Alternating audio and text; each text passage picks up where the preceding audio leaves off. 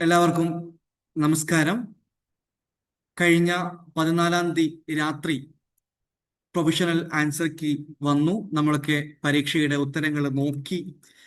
നാളെ 17-ാം തീയതിയോടുകൂടി അത് ചലഞ്ച് ചെയ്യാനുള്ള സമയം അവസാനിക്കുന്ന ഒരു സന്ദർഭത്തിലാണ് നമ്മൾ ഉള്ളത്.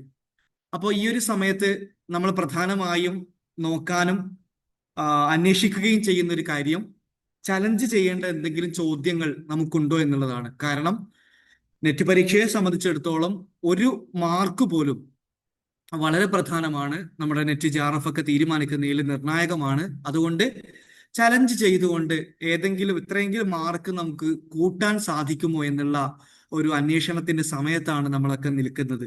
അപ്പോൾ രണ്ട് കാര്യങ്ങളാണ് ഞാൻ ഈ വീഡിയോയിൽ നിങ്ങളോട് സംസാരിക്കാൻ ഉദ്ദേശിക്കുന്നത്. അതിൽ ഒന്നാമത്തെ കാര്യം, ചലഞ്ചബിൾ ആയിട്ടുള്ള, ചലഞ്ച് ചെയ്യാൻ പറ്റുന്ന ചോദ്യങ്ങൾ ഉണ്ടെങ്കിൽ അവയെ പരിശോധിക്കുന്നു. രണ്ട്, നിങ്ങൾക്ക് കുറച്ചുകൂടിയും പരീക്ഷയെ അഭിമുഖീകരിച്ച ആളുകൾ എന്ന നിലക്ക് നിങ്ങൾ ആശങ്കപ്പെടുത്തിയ ചില ചോദ്യങ്ങളുണ്ട്, കൺഫ്യൂസ്ഡ് ആക്കിയിട്ടുള്ള ചോദ്യങ്ങളുണ്ട്. ആ ചോദ്യങ്ങളെയും പരിഗണിക്കുന്നു എന്നുള്ളതാണ് ഈ ഒരു പ്രസന്റേഷനിലൂടെ ഞാൻ ഉദ്ദേശിക്കുന്നത്. അപ്പൊ നമുക്ക് വീഡിയോയിലേക്ക് കടക്കാം.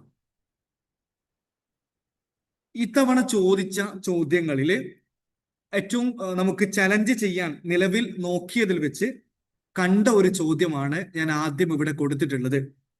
നിങ്ങൾ ഈ ചോദ്യം 829-ാമത്തെ നമ്പറിൽ വന്നിട്ടുള്ള ഈ ചോദ്യം നിഘണ്ടു എന്ന വിഭാഗത്തിൽ പെടാത്തവ എന്നാണ് ചോദിച്ചിട്ടുള്ളത്. ഓക്കെ, നിഘണ്ടു എന്ന വിഭാഗത്തിൽ പെടാത്ത കൃതികൾ ഏതൊക്കെയാണ് എന്നാണ് ചോദിച്ചിരുന്നത്. അതിന് ആൻസർ കീയിൽ കൊടുത്തിരിക്കുന്ന ഉത്തരം ഓപ്ഷൻ 1 ഒന്നാണ്. A, B എന്നിവയാണ് അതിന്റെ ഉത്തരമായിട്ട് കൊടുത്തിട്ടുള്ളത്. അങ്ങനെ നോക്കുമ്പോൾ നിഘണ്ടുവിൽ പെടാത്ത കൃതികള് ശബ്ദരത്നാകരമാണ് ഒന്ന്, മറ്റൊന്ന് ശബ്ദശോധിനിയാണ്. ഇത് രണ്ടും ആണ് കൊടുത്തിട്ടുള്ളത് അല്ലെ. ശബ്ദശോധിനി എന്നുള്ളത് ARന്റെ വ്യാകരണ ഗ്രന്ഥമാണ്. ഓക്കെ, അതവിടെ നിൽക്കട്ടെ. നിങ്ങൾ ബാക്കിയുള്ള ഓപ്ഷൻ ഒന്ന് നോക്കിയേ. നിഘണ്ടുവിൽ പെടാത്തതാണ് എയും ബിയും എങ്കിൽ C, D, E എന്നിവ നിഘണ്ടുവിൽ പെടുന്ന കൃതികളാവണ്ടേ? പക്ഷേ അവ നിഘണ്ടുവിൽ പെടുന്ന കൃതികളാണോ എന്നുള്ളത് നമുക്ക് പരിശോധിക്കേണ്ടിയിരിക്കുന്നു. കാരണം ശബ്ദ സൗഭകം എന്ന കൃതി ഫാദർ ജോൺ കുന്നപ്പള്ളി രചിച്ച വ്യാകരണ ഗ്രന്ഥമാണ്. അപ്പോൾ ചോദ്യത്തിൽ തന്നെ തെറ്റു വരുന്നു. അതേപോലെ ശബ്ദവിവേകമഞ്ജരി എന്ന് പറയുന്ന കൃതി NP രാമചന്ദ്രൻ നായർ രചിച്ച ഭാഷാശാസ്ത്ര വിഷയം കൈകാര്യം ചെയ്യുന്ന ഗ്രന്ഥവുമാണ്. ഈ രണ്ട് ഓപ്ഷനിൽ നിഘണ്ടുവിൽ പെടുന്നത് എന്ന ഒരു ഭാഗത്ത് വ്യാകരണത്തിലും ഭാഷാശാസ്ത്രത്തിലും പെടുന്ന കൃതികളാണ് കൊടുത്തിട്ടുള്ളത് എന്ന് നമുക്ക് കാണാൻ പറ്റും. അതുകൊണ്ട് തന്നെ കുറച്ചുകൂടി ഈ ഒരു ചോദ്യത്തെ കുറിച്ച് നിങ്ങൾ ആലോചിക്കാൻ സമയം കണ്ടെത്തുക. 17-ാം തീയതി അവസാനിക്കുന്നതിന് മുമ്പ്, രാത്രിയാവുന്നതിന് മുമ്പ് തന്നെ ഈ ഒരു ഭാഗം ചലഞ്ച് ചെയ്യുന്നുണ്ടെങ്കിൽ അതിലേക്കുള്ള ശ്രമം ആരംഭിക്കണമെന്ന് ഓർമ്മിപ്പിക്കുകയാണ്. ഓക്കെ, പ്രധാനമായിട്ടും ഈ ഒരു ചോദ്യമാണ് എന്റെ ശ്രദ്ധയിൽ അങ്ങനെ നമുക്ക് ചലഞ്ച് ചെയ്യാനായിട്ട് പെടുത്താവുന്ന ഒരു ചോദ്യമായിട്ടുള്ളത്.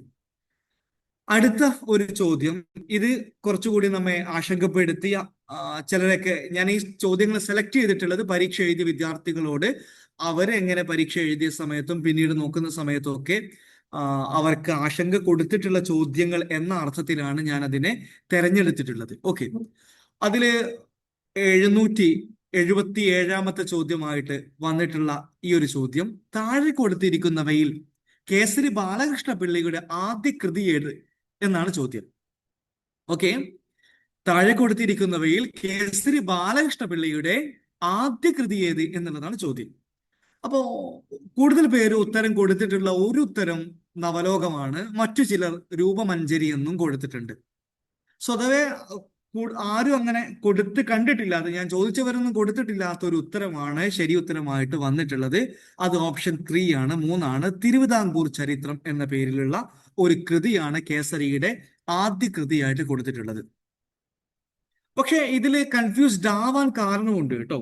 കാരണം തിരുവിതാംകൂർ രാജ്യഭരണം എന്ന പേരിൽ 1918 കേസരി ഒരു കൃതി രചിക്കുന്നുണ്ട്. പക്ഷെ അദ്ദേഹത്തിന്റെ സമ്പൂർണ്ണ കൃതികളിലോ മറ്റോ ഒന്നും ഈ ഒരു പേരിൽ തിരുവിതാംകൂർ ചരിത്രം എന്ന പേരിൽ ഒരു കൃതി കാണുന്നില്ല എന്നൊരു പ്രശ്നമാണ് ഈ ചുരുങ്ങിയ സമയത്തുള്ള അന്വേഷണത്തിൽ മനസ്സിലാക്കാൻ കഴിഞ്ഞിട്ടുള്ളത്.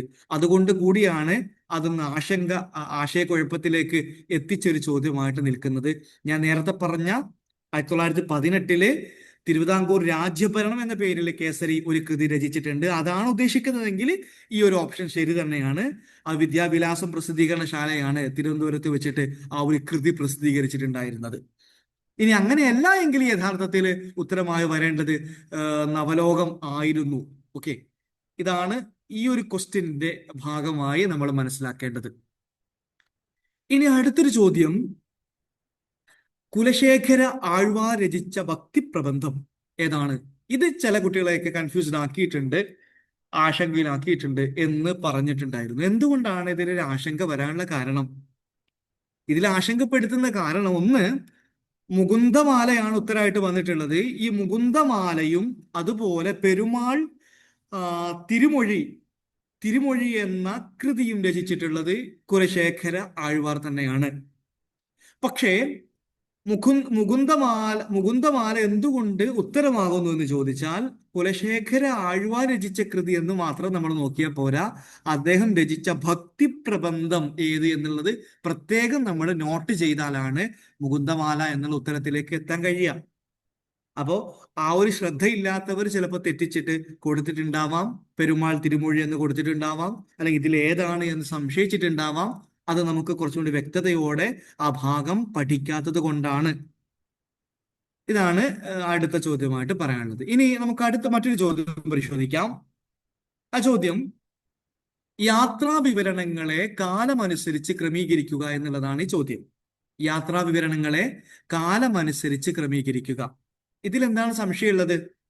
ഇതില് എല്ലാ ഓപ്ഷനിലും ഒന്നാമത്തെ അഥവാ കാലഗണനയിൽ ഒന്നാമതായി രചിക്കപ്പെട്ട യാത്രാ വിവരണ പുസ്തകം ബി, കാശി യാത്രാ വിവരണം ആണ് എന്ന് കാണുന്നു.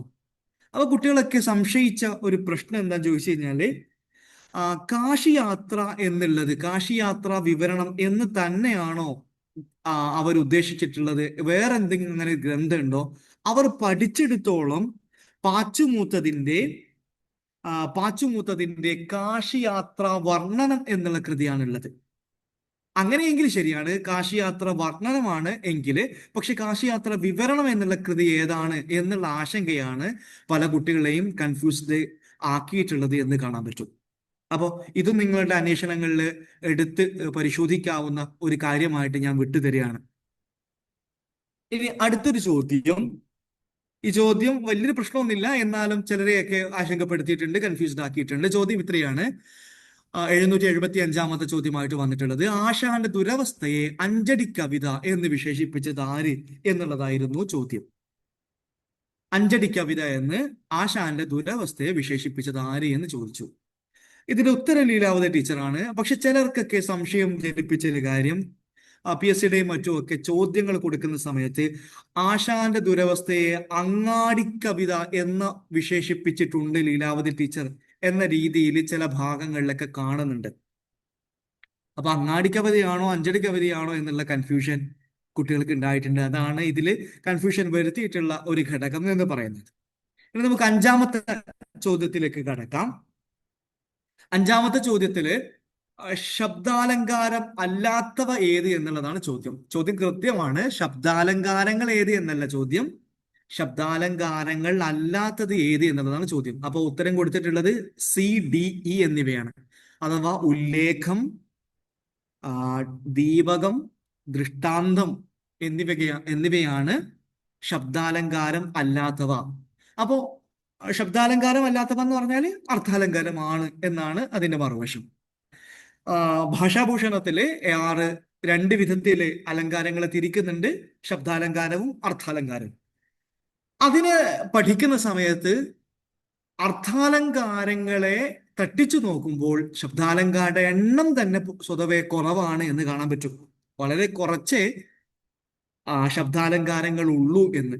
അപ്പൊ ഇതിൽ നിന്ന് ശബ്ദാലങ്കാരങ്ങൾ അല്ലാത്തത് തിരിച്ചറിയാൻ എളുപ്പമാണ്. കാരണം ശബ്ദാലങ്കാരങ്ങളായിട്ടുള്ളത് അനുപ്രാസവും യമകവുമാണെന്ന് അതേക്കുറിച്ച് നമ്മൾ ബേസിക് ആയിട്ട് അറിയുന്നവർക്ക് തന്നെ മനസ്സിലേക്ക് വരുന്ന കാര്യമാണ്. 6 എന്താണ് ശബ്ദാലങ്കാരം എന്ന് ഭാഷാഭൂഷണത്തിൽ നിർവചിക്കുന്ന വരികൾ നമുക്ക് ഓർമ്മയുണ്ടാവും. ശബ്ദാർത്ഥങ്ങളിൽ വെച്ചൊന്നിൽ വാച്യമായിട്ടിരുന്നിടും ചമൽക്കാരം ചമയ്ക്കുന്ന മട്ടലങ്കാരമാമിത് എന്നുള്ള ശ്ലോകം നമ്മൾ ഓർക്കുന്നുണ്ടാകും. അതിൽ പറയുന്നത് പോലെ